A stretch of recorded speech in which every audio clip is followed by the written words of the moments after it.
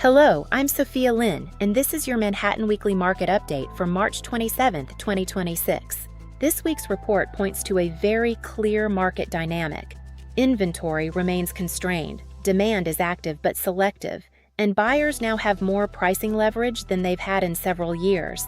Now, let's take a look at the current supply in the market. Manhattan inventory came in at 5,952 listings, which is up 2.7% week over week, but still down 9.3% from the same time last year. So yes, we are seeing the seasonal spring build, but not enough to create true abundance. Quality inventory remains limited, and that continues to support well-positioned sellers.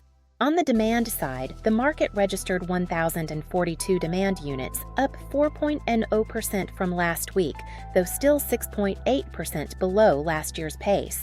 That tells us buyers are engaged, but they're moving with more discipline. They are still transacting, but they are far more selective on value, pricing, and overall quality. New listings came in at 420 this week, down 3.2% from last week and 3.9% year over year. The report notes this is likely seasonal noise rather than a break in the broader trend, but it does reinforce the same point.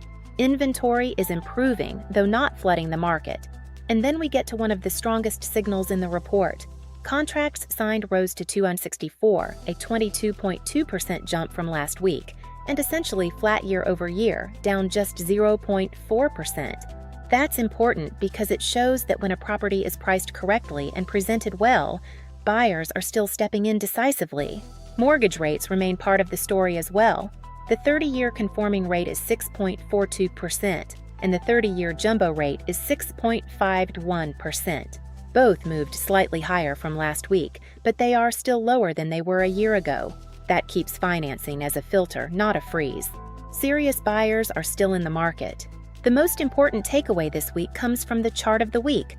Buyers now have their best negotiating position in 3 years because asking prices have effectively reset to 2021 levels, erasing the post-pandemic run-up. Sellers still anchored to 2024 pricing are now facing a market that has already recalibrated.